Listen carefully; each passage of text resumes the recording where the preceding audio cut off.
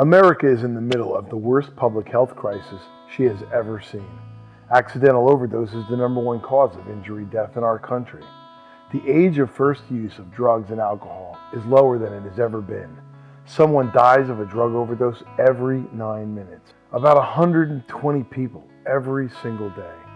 But we can't only measure this crisis in death, for it's much bigger than that.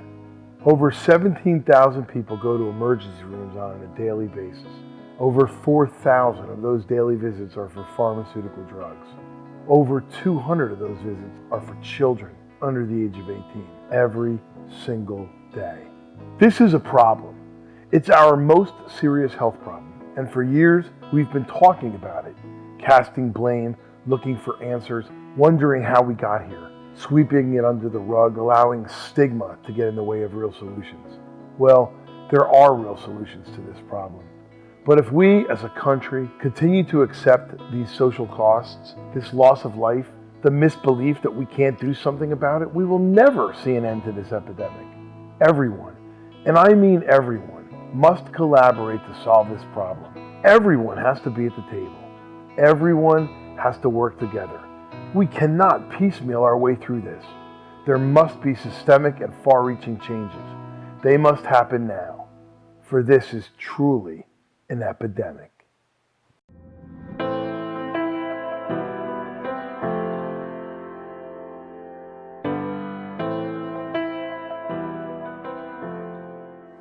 Staircase effect, you know? You start out small, like you eat mushrooms, then you eat acid, then you do DMT, you do Xanax, you do Percocet, you do, heroin. But this just wrecks it. It's just like a wrecking ball that comes in, and it's a roller coaster, and there's no end to this. It's in every family, every school district, middle class, low class, we're all affected. I mean, for somebody to think that they can go out and say that they don't have that problem, it's a joke, they have to be laughed at. It's everywhere, it's everywhere. It's just not worth it, because at the end of the day, if you decide to go down that road of drugs and alcohol, there's no telling that if you're gonna come back, A, and if you do come back, are you gonna come back yourself? We come from a very good family, strong family. We don't have drinkers, we don't have addiction in the family. I mean, smart guy, athletic, just so much potential. Just, you could tell he was gonna do something awesome. Abby was, in general, a good kid. She was a good kid, and she didn't go without, that's for sure. Danny was a typical teenager. He was in sports, he went to school, he had a part-time job, he had a lot of friends, he had a girlfriend. He also had a secret life when he was with Justin was very charismatic, loving, caring, very affectionate, very smart. He was a 3.0 student at Drexel, Syracuse University, and Temple. He was, captain of the football team. Everybody loved him, big man on campus, lots and lots of friends. He was just a charmer, and you would never think that he would do that. Yes, opiates. There was actually a combination of Oxycontin, Vicodin, and Xanax in his system when he died. He was 19. He was 19 years old. I mean, no one is immune to addiction. And they're kids, they're going to experiment. They do not understand. They do not understand what line they've just crossed. He just had no control. No control. He obviously that was not the person he wanted to be. But he couldn't fight it. It's like having a constant sword hanging over your head. And you never know. You never know when the phone call is going to come. That's going to be the last call.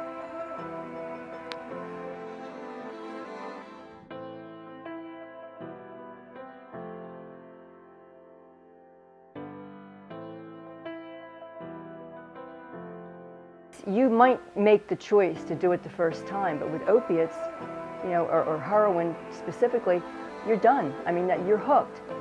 And what we started seeing happening was the use of these painkillers like hydrocodone and oxycodone, oxymorphone, and codeine being used as a crutch to get through everyday life. And that crutch turns into addiction so quickly. The schools need to stop denying this stuff. It exists, it's there. You know, what they should be doing is asking for as much help as they can get. Getting as many programs in there, after school programs. Nobody wants to deal with it. Nobody wants to deal with it. Let's just shuffle them off. I was just going with all the stuff that was coming at me while you're still in the state of panic. A mom is a deer in the headlights panic constantly. And so like when we got to the hospital and they handed me that piece of paper and they said, he's got to call for a bed. And I was like, wait a minute, he's incapable of doing anything right now. He was dead 12 hours ago. How do we do that? And they said, this is the way it works. We don't help you. The other 4 rehabs that I went to, they didn't help at all. Their main goal was to get you to come back after they released you. That's the only way that they get paid. In New England, one of the big things is prescription drugs, and just seeing how loosely they can give them out and how easily they're attained. You know, I think there's a lot of things that we can do to prevent all of that. Why would we ever want to introduce a drug that is going to so adversely impact the future of our nation? So, you know, it's alcohol is bad, heroin is bad, anything that changes this brain chemistry and really alters our motivation, our quality of life, our emotional regulation, why would we be in favor of it? It just confounds me that this is the direction we're going in.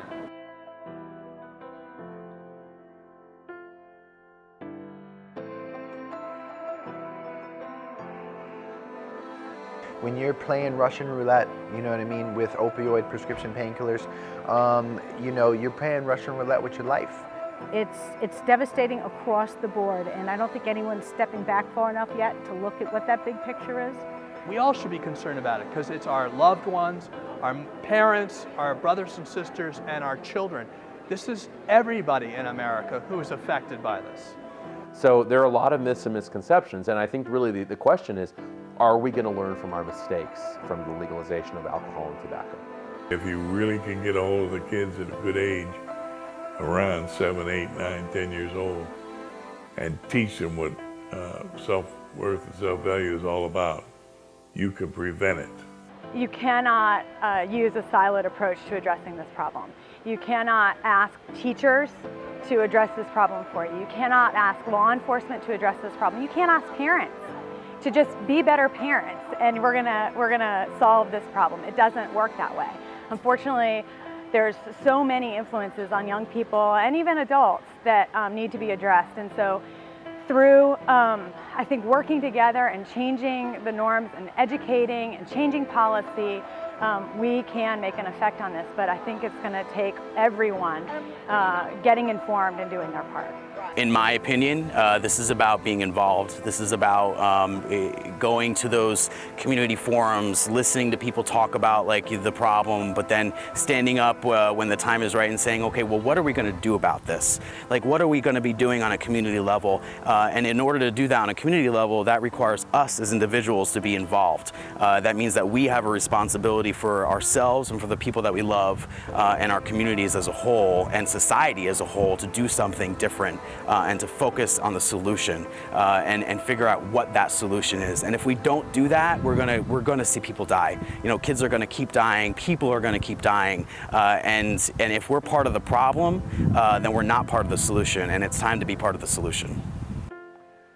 We traveled across the country, visited so many states, north, east, south, Midwest, west, and we talked to people that have been directly affected by this problem. This problem is everywhere.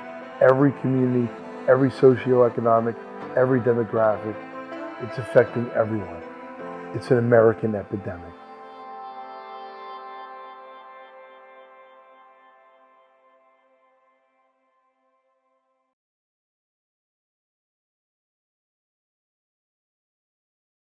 At Stop Frying Your Brain, our substance abuse advocates and drug addiction treatment experts are here to answer your questions and help you determine your next steps.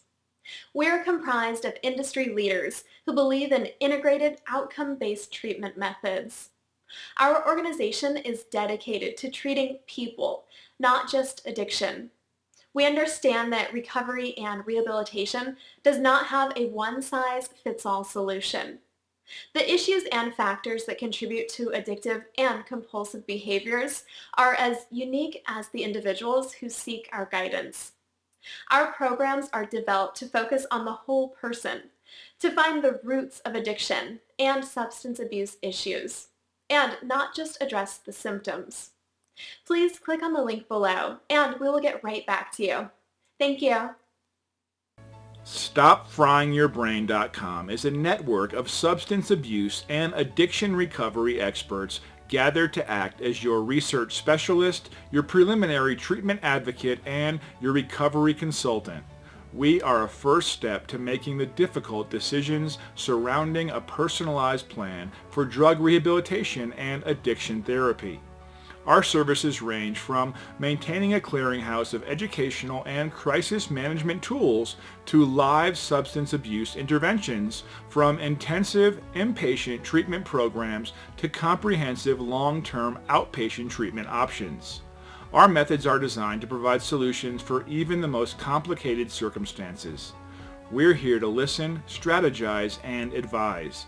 Just click the link below and take the first step today. Thank you. How we can help you. We start by getting to know you. The process begins with the initial phone call or website inquiry. While our methods are designed to ensure the highest quality customer service, our fundamental goal is to keep you safe, informed, and in control of your choices. Our addiction treatment experts are equipped to provide tangible resources and guidance. What you can expect. Drug abuse and alcoholism impact millions of individuals and families every year. Many are left in desperate need of answers, their lives crippled by the effects of addiction. Our site and organization were created to offer the best resources and treatment options available.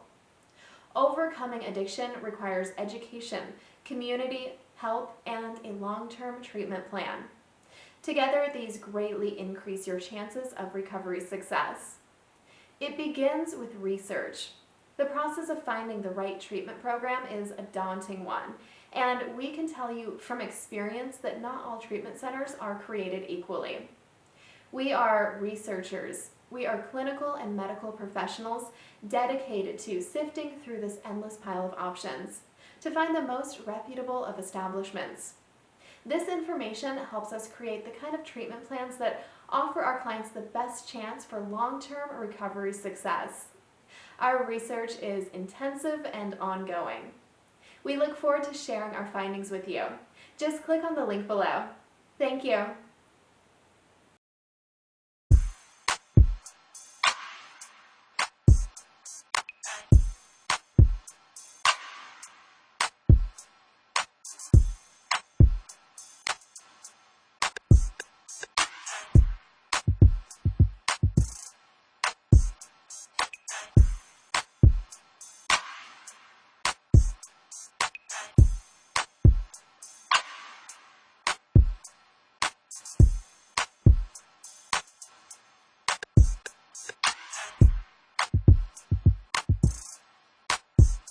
If you stop frying your brain, you can take away the pain. If you stop frying your brain, you can take away the pain. If you stop frying your brain, you can take away the pain. If you stop frying your brain,